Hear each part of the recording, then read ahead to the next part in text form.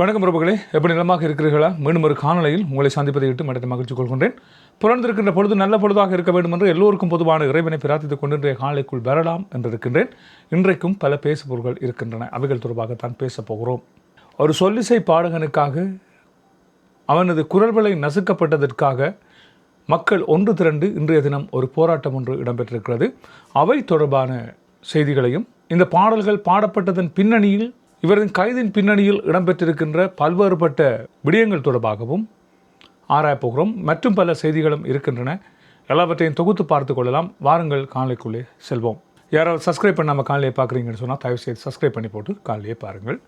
இப்பொழுது விடயத்துக்குள்ளே வரலாம். என்னவென்று சொன்னால், உங்கள் பலருக்கு ஞாபகம் இருக்கலாம், கடந்த ஜூன் மாதம் இடம்பெற்ற உள்ளூராட்சி சபை தேர்தல் ஒரு வருடத்தை அண்மித்திருக்கிறது. உள்ளூராட்சி சபை தேர்தல்கள் நிறைவு பெற்று ஒரு வருடம் நிறைவு பெறுகின்ற இந்த காலகட்டத்தில் இப்பொழுது இருக்கின்ற என்பிபி அரசாங்கம் பயங்கரவாத தடைச்சட்டத்தை இல்லாமல் செய்வோம் என்று சொல்லித்தான் ஆட்சி பீடம் ஏறியிருந்தார்கள். இது நாங்கள் எல்லோரும் அறிந்த ஒன்று.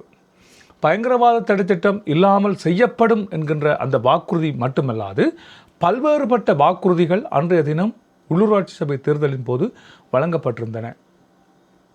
என்பிபி கட்சியைச் சேர்ந்தவர்கள் அனுரகுமார் திசாநாயக்கா யாழ்ப்பாணம் வருவதை ஓட்டி வல்வெடுத்துறையிலே அவர் வந்து ஒரு கூட்டம் ஒன்றிலே பங்கு பெற்றிருந்தார். உள்ளூராட்சி சபையின் பிரச்சார கூட்டங்களாக அவை இருந்திருந்தன. அங்கே ஒலிக்க விடப்பட்ட பாடல்கள் இப்பொழுது மீண்டும் மக்கள் கவனத்தை ஈர்ந்திருப்பதாக தெரிவிக்கப்படுகிறது. அதிலே தேசிய தலைவருக்கு வெண்கலை சிலை வைக்கப்படும், பார்வதி அம்மாவுக்கு சிலை வைக்கப்படும், தமிழர் தேசிய தலைவர் வாழ்ந்தார் என்று சொல்லப்படுகின்ற அவரது வீடு வரலாற்று பொக்கிஷமாக மிளிரும், இவற்றை என்பிபி செய்யும் என்று அந்த பாடல் ஒலித்திருந்தது. தமிழ் விடுதலை புலிகளின் உறைவிடங்கள் என்று சொல்லப்படுகின்ற மாவீரர் துயிலும் இல்லங்கள் எல்லாம் புனர் நிர்மாணம் செய்யப்பட்டு அவை கோவிலாக்கப்படும். இதை என்பிபி மட்டுமே செய்யும். தேசிய மக்கள் சக்தி இதற்கு உரிமை கோரும். தேசிய மக்கள் சக்தியால் மட்டுமே இவை முடியும் என்கின்ற வகையிலே அந்த பிரச்சாரத்தில் இடம்பெற்ற அந்த பாடல் அமைந்திருந்தது. என்பிபியின் யாழ் மாவட்ட நாடாளுமன்ற உறுப்பினர்கள் என்று சொல்லப்படுகிற நாடாளுமன்ற உறுப்பினர்கள் இந்த பாடலை உருவாக்கியிருந்தார்கள் என்று அந்த பாடலை உருவாக்கியவர்கள் தெரிவித்திருந்தார்கள். அந்த பாடல் பட்டி தொட்டி எங்கும் ஒலிக்க விடப்பட்டது. மக்களது வாக்குகள் இவற்றின்பால் வழங்கப்பட்டன. மக்கள் போராட்டத்தின்பால் மீது கொண்ட ஈர்ப்பின் காரணமாக இந்த வாக்குகளை அன்றைய தினம் வழங்கினார்கள் என்று சொல்லப்படுகிறது. ஆனால் இன்று நிலைமை தலைகீழாக மாறியிருக்கிறது. ஒரு வருடங்கள் கடந்திருக்கின்ற நிலையில் ஒரு சொல்லிசை பாடகர் 2008ஆம் ஆண்டு அவருக்கு 5 வயது என்று சொல்லப்படுகிறது. 5 வயது இருந்த அல்லது இறுதி யுத்தம் நிறைவேறுகின்ற போது அவருக்கு 6 வயதாக இருந்திருக்கும். 6 வயதாக இருக்கின்ற அந்த கலைஞன், 6 வயதாக அந்த வேளையில் இருந்த கலைஞன் இப்பொழுது அவனுக்குள்ளே இந்த போராட்டம் தொடர்பான செய்திகள் ஏதோ ஒரு செய்தியை விதைத்திருக்கின்றது. அவற்றின் காரணமாக ஏதோ ஒன்றை சொல்ல முற்பட்டிருக்கிறார். சொல்ல முற்பட்டவனை ஏன் கைது செய்தார்கள்? அதுவும் எந்த சட்டம் தமிழர்களுக்கு எதிராக பாயாது, தமிழர்களுக்கு எதிராக இந்த சட்டம் முற்றுமுழுதாக நிறுத்தப்படும் என்று சொல்லி வந்த அந்த சட்டம் இப்பொழுது தமிழ் பாடகனுக்கு எதிராக வந்திருக்கிறது. இதைத்தான் இப்பொழுது மக்கள் விமர்சனமாக முன்வைத்திருக்கிறார்கள். இவற்றின் பின்னணி தொடர்பாக பல்வேறுபட்ட கருத்துக்கள் இப்பொழுது எழுந்திருக்கின்றன. இவை நீதிமன்றத்தில் இருக்கின்ற விடயம் என்பதன் காரணமாக பலர் இவை தொடர்பாக கருத்துக்களை கூறுவதற்கு மறுப்பு தெரிவித்து வருகிறார்கள். குறிப்பாக சட்டத்தரணி சுமந்திரன் கூட இவை தொடர்பான கருத்துக்களை கூற மறுத்திருக்கிறார். இப்படி இருக்கின்ற இந்த காலகட்டத்திலே இந்த பாடகனின் கைதின் பின்னணியில் ஒரு பெரும் சதி இருப்பதாக சொல்லப்படுகிறது. உங்கள் பலருக்கு ஞாபகம் இருக்கலாம், மே 18 கொழும்பிலே அனுஷ்டிக்கப்பட்ட வேளையில் அதனை குழப்பியவர்கள் தமிழர்கள் எங்கெல்லாம் நிகழ்வுகளை அனுஷ்டிக்க ஆரம்பிக்கிறார்களோ அவற்றின்பால் வெறுப்பு கருத்துக்களை உமிழ்ந்து வருகின்ற ஒரு சிலரால் இந்த விடயங்கள் இலங்கை குற்றப்புலனாய்வு பிரிவுக்கு பாரப்படுத்தப்பட்டிருக்கிறது. அவற்றின் பின்னணியில் ஒரு குழு செயற்பட்டிருக்கிறது. இந்த பாடல் வைரலாகிய வேளையில் இவற்றை கண்டு வெகுண்டெழுந்த பெரும்பான்மை இனத்தைச் சேர்ந்த ஒரு சிலர், இனத்துவசம் பிடித்த ஒரு சிலரால் இந்த விடயங்கள் குற்றப்புலனாய்வு பிரிவுக்கு அறிக்கையிட்டு காட்டப்பட்டிருக்கின்றன. இந்த பாடலில் இந்த வரிகள் இருக்கின்றன, இவை எங்களுக்கு எதிராக இருக்கின்றன, எனவே இவற்றை விட்டால் இவற்றின்பால் பல்வேறுபட்ட பிரச்சனைகள் எழும் என்றதை கருத்திலே கொண்டு அந்த பாடகனின் குரல் வளை நசுக்கப்பட்டிருப்பதாக தெரிவிக்கப்பட்டிருக்கிறது. இது தமிழர்கள் இவற்றின்பால் மிக வெளிப்பாக இருக்க வேண்டிய ஒரு காலமாக இருக்கிறது. தமிழன் எது செய்தாலும் குற்றம் காண்கின்ற பெரும்பான்மையினம் எவ்வாறு தமிழர்களோடு ஒற்றுமையாக வாழப்போகிறது, எவ்வாறு தேசிய தலைவரின் சிலையை வெல்வெடுத்துறையில் நிறுவப் போகிறது, எவ்வாறு பார்வதி அம்மாவுக்கு சிலை வைக்கப் போகிறது, தமிழர் தேசிய தலைவரின் வீட்டை எவ்வாறு புனர்நிர்மாணம் செய்யப்பட போகிறது, இதெல்லாம் ஒரு கேள்வியாக இருக்கிறது. அதே வேளையில் இன்னும் ஒரு விடயம் இருக்கிறது. என்னவென்று சொன்னால், அந்த பாடல் அதாவது பரப்புரைக்காக பயன்படுத்தப்பட்ட தேசிய மக்கள் சக்தியால் பரப்புரைக்காக குடாநாடெங்கும் பாவிக்கப்பட்ட அந்த பாடலிலே என்பிபி கட்சியினுடைய லோகோ இருக்கிறது. அது தவிர தேசிய தலைவரின் கொள்கையும் தேசிய மக்கள் சக்தியின் கொள்கையும் ஒன்று என்பது போன்று அந்த பாடல் உருவாக்கப்பட்டிருந்தது. அதே வேளையில் ஒரு வருடங்கள் கடந்திருக்கிறது இந்த என்பிபி அரசாங்கத்தினுடைய உள்ளூராட்சி சபை தேர்தலுக்காக இந்த பாடல்கள் பாவிக்கப்பட்டிருக்கின்ற இந்த வேளையில் இப்பொழுது இவற்றை வைத்துக்கொண்டு அரசியல் செய்கின்ற வேலைகளும் சூட்சுமமாக இடம்பெற்றுக் கொண்டிருக்கின்றன. நாமல் ராஜபக்ச தமிழர்களுக்காக குரல் கொடுக்கின்றேன் என்கின்ற போர்வையில் தமிழர்களுக்காக ஏதோ பச்சாத்தாபம் காட்டுவது போன்று ஒரு பாடலை பாடினார் என்பதற்காக ஒருவரை கைது செய்திருக்கிறீர்கள் என்று இவர் தமிழர்களுக்காக குரல் கொடுக்கவில்லை. என்பிபி கட்சியினுடைய அமைப்பாளரும் ஜனாதிபதியாகவும் இருக்கின்ற அன்றகுமார் திசநாயக்கா மீது குற்றம் சாட்டுகிறார். இவற்றை வைத்துக்கொண்டு தங்கள் அரசியல் பிழைப்பு நடத்துவதற்கு தென்னிலங்கை அரசியல்வாதிகள் முனைப்பு காட்டி கொண்டிருக்கிறார்கள். இவை இப்படியாக இருக்கிற சமயத்தில் இன்றைய தினம் அவர் இந்த பாடகனுக்காக நீதி வேண்டி மக்கள் பெருமளவிலே போராட்டங்களை அங்கே மேற்கொண்டிருந்தார்கள். இந்த போராட்டங்களுக்கு முடிவு கிடைக்குமா என்றால் என்ன நடைபெறப் போகிறது என்பதை நாங்கள் பொறுத்திருந்து தான் பார்க்க வேண்டிய ஒரு தேவை இருக்கிறது. இதே வேளையில் அன்றகுமார் திசநாயக்கா இரட்டை முகம் காட்டுகிறார் என்பது போன்ற கருத்துக்களை தெரிவித்து வருகின்ற நாமல் ராஜபக்ச பயங்கரவாத தடை சட்டம் ஏன் இப்பொழுது பாவிக்கப்படுகிறது, இவ்வாறு மோசமான முறையிலே எவற்றுக்கெல்லாம் பயங்கரவாத தடை சட்டம் பாவிக்கப்படுகிறது என்பது போன்று கருத்தை தெரிவிக்கின்ற நாமல் ராஜபக்ச தங்களது தந்தையார் காலத்திலே இந்த பயங்கரவாத தடை சட்டம் எவ்வாறு பாவிக்கப்பட்டது என்பதை மறந்துவிட்டார் போல் இருக்கிறது. அல்லது இவற்றை சொல்வதற்கு இவர்களுக்கு தகுதி இருக்கிறதா என்பதை சற்று யோசித்து விட்டு சொல்ல வேண்டும். ஏனென்று சொன்னால் மஹிந்த ராஜபக்ச காலமாக இருக்கட்டும், கோத்தபாய ராஜபக்ச காலமாக இருக்கட்டும், எவ்வாறு இந்த பயங்கரவாத தடை சட்டம் பாவிக்கப்பட்டது என்பதை நாங்கள் எல்லோரும் அறிவோம். இப்படி இருக்கின்ற காலகட்டத்தில் இவ்வாறு அன்றகுமார் திசநாயக்காவுக்கு சேறு பூசுகின்றேன் என்கின்ற வகையில் இவ்வாறு பயங்கரவாத தடை சட்டத்துக்கு எதிராக கதைப்பதற்கு இவர்களுக்கு தகுதி இருக்கிறதா என்பதை மக்கள் புரிந்து கொள்ள வேண்டும். இதே வேளையில் இலங்கை அரசாங்கத்துக்கு பல்வேறுபட்ட உதவிகளை வெளிநாடுகள் வழங்கி கொண்டிருந்தாலும் கூட, குறிப்பாக அமெரிக்கா, சீனா போன்ற நாடுகள் இவற்றுக்கான உதவிகளை வழங்கி கொண்டிருந்தாலும் கூட அதற்கான பிரதிபலன்கள் பலவற்றை இப்பொழுது அது பெற்றுக்கொண்டிருக்கிறது என்று தான் சொல்ல வேண்டும்.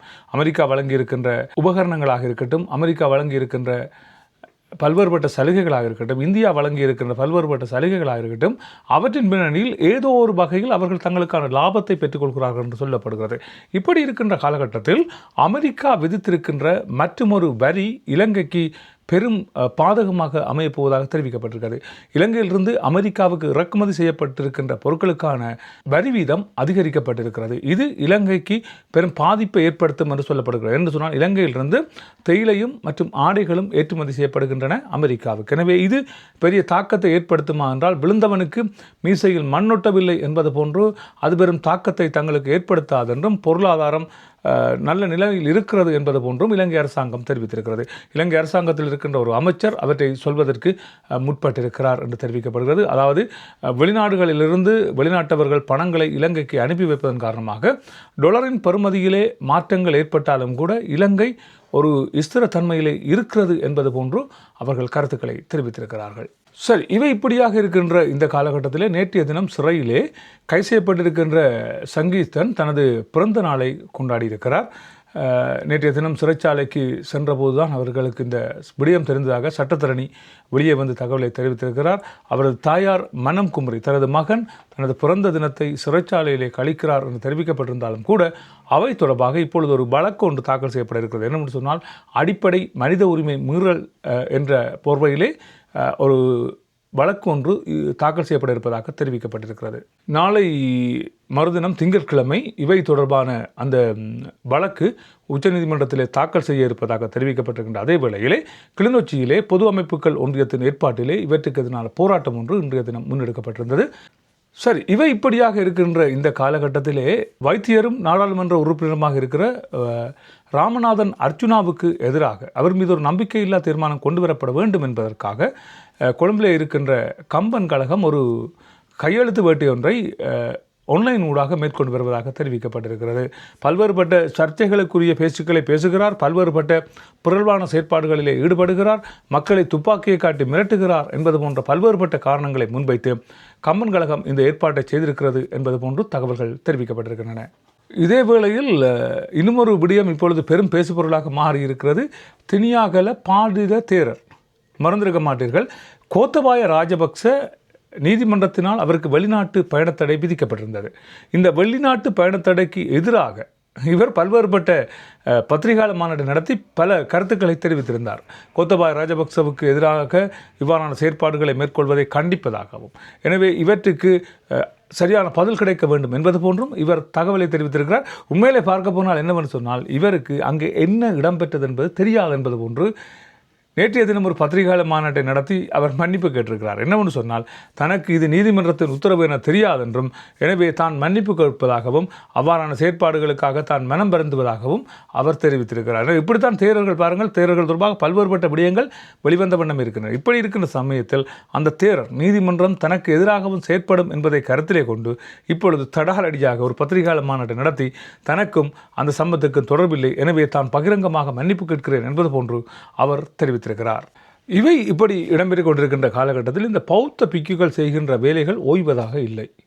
நேற்றைய தினம் வெள்ளிக்கிழமை நீதிமன்றம் ஒரு பௌத்த தேரர் ஒருவருக்கு 24 வருட கடூழிய சிறை தண்டனை வழங்கியிருக்கிறது. காரணம் என்னவென்று சொன்னால், அவர் வகித்த அந்த விகாரையிலே ஒரு 10 வயது சிறுமியை பாலியல் துஷ்பிரயோகம் செய்திருக்கிறார் என்பதன் அடிப்படையிலே தான் இவருக்கான இந்த தீர்ப்பு வழங்கப்பட்டிருக்கிறது. தர்மலோக தேரர் என்று சொல்லப்படுகின்ற இந்த தேரர் 10 வயது சிறுமியை பாலியல் வன்புணர்வு செய்தார் என்பது நிரூபிக்கப்பட்டிருக்கின்ற நிலையிலே இவருக்கு இந்த தீர்ப்பு வழங்கப்பட்டிருக்கிறது. பாதிக்கப்பட்ட சிறுமிக்கும் நஷ்ட ஈடு வழங்கப்பட வேண்டும் என்பது போன்று இப்பொழுது தெரிவிக்கப்பட்டிருக்கிறது. தேரர்கள் பாருங்கள், அண்மை நாட்களாக இந்த தேரர்கள் செய்கின்ற பல்வேறுபட்ட பாலியல் துஷ்பிரயோகங்கள் தான் அடுக்கடுக்காக வந்து கொண்டிருக்கின்றன. எனவே இந்த தேரர்கள் எதற்காக இவ்வாறு செய்கிறார்கள், ஏன் இவ்வாறு செய்கிறார்கள், இவர்களுக்கான சரியான கல்விகள் போதிக்கப்படவில்லையா, அல்லது தகுதியானவர்கள் இந்த தேரர்களாக தேர்வு செய்யப்படவில்லையா, அல்லது இவர்கள் எதற்காக இந்த தேரர் பதவிக்கு வந்திருக்கிறார்கள் என்பது ஒரு கேள்விக்குரிய விடயமாக இப்பொழுது மாறியிருக்கிறது. இதே வேளையில் இன்னொரு நகைப்புக்குரிய விடயம் என்னென்னு சொன்னால், இந்த தேரருக்கு இப்பொழுது தண்டனை அறிவிக்கப்பட்டு விட்டது நீதிமன்றத்தால். ஆனால் தேரர் அந்த இடத்திலே இல்லையா, தேரர் எங்கோ ஓடி ஒளித்து கொண்டார் என்று சொல்லப்படுகிறது. எனவே 24 வருட கடூழிய சிறை தண்டனை விதிக்கப்பட்டு விட்டது. ஆனால் தேரர் மாயமாக இருக்கிறார். எனவே தேரரை கண்டுபிடிக்கப்பட வேண்டிய ஒரு தேவை இப்பொழுது போலீசாருக்கு ஏற்பட்டிருக்கிறது. சரி, இவை இப்படியாக இருக்கின்ற சமயத்திலே இன்றைய தினம் ஒரு பத்திரிகையாளர் மாநாடு நடத்தியிருக்கிறார் உதயகமபில். பல்வேறுபட்ட வதந்திகளை பரப்புகின்ற இவர் தொடர்பாக அரசாங்கம் இதுவரை ஏன் நடவடிக்கை எடுக்கவில்லை என்று பல்வேறுபட்ட கேள்விகள் எழுந்திருக்கின்ற இந்த காலகட்டத்திலே சுரேஷ் சலே தொடர்பாக அவரது மனைவி மற்றும் மகன்கள் சார்பாக தான் பேசுவதாக தெரிவித்து ஒரு பத்திரிகையாளர் மாநாடு நடத்தியிருக்கிறார் உதயகமபில் தெரிவித்திருக்கிற கருத்து என்னவென்று சொன்னால், சுரேஷ் சலே சாகும் வரை உண்ணாவிரத போராட்டத்தை ஆரம்பித்திருக்கிறார் என்பது போன்று தெரிவிக்கப்பட்டிருக்கிறது.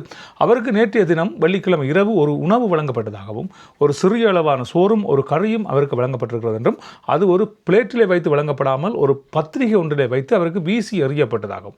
எனவே அது ஒரு இராணுவ புலனாய்வு அதிகாரியாக இருந்த தனக்கு அவமானமாக இருப்பதாக தெரிவித்த அவர் தனது மகனை சந்தித்த வேளையில் இவ்வாறு தனக்கு அநீதிகள் இழைக்கப்படுகின்றன என்பது போன்று தெரிவித்து இவற்றுக்கு எதிராக குரல் கொடுக்க வேண்டும் என்றும், தனது வழக்கை தொடர்ந்து தான் இறந்தாலும் நீ நடத்த வேண்டும் என்பது போன்று தனது மகனிடம் அவர் தெரிவித்திருக்கிறார் என்பது போன்றும் உதயகமபில் தெரிவித்து இப்பொழுது சுரேஷ் சலே சாகும் வரை ஒரு உண்ணாவிரத போராட்டத்தை ஆரம்பித்திருக்கிறார் என்பது போன்று பல்வேறுபட்ட கருத்துக்களை உதயகமபில் பத்திரிகையாளர் மாநாட்டில் தெரிவித்திருக்கிறார். அது தவிர அண்மை நாட்களாக இந்த சுரேஷ் சலே பேசுபொருளாக மாறியிருக்கிறார். காரணம், இவருக்கு எதிராக செய்யப்படுகின்ற பல்வேறுபட்ட செயல்கள் தொடர்பாக அவர் கருத்துக்களை தெரிவிக்கிறார்.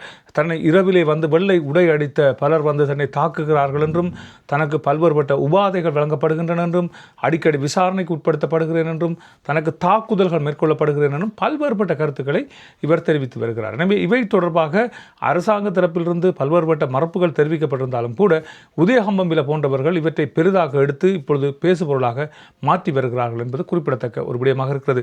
நல்ல உறவுகளை இவைதான் என்ற செய்தி குறிப்பாக இருக்கின்றன. மற்றும் ஒரு செய்தி குறிப்பில் உங்களை சந்திக்கலாம். அதுவரை அன்பு வணக்கங்களை கூறி விடைபெறுகிறேன். நன்றி, வணக்கம்.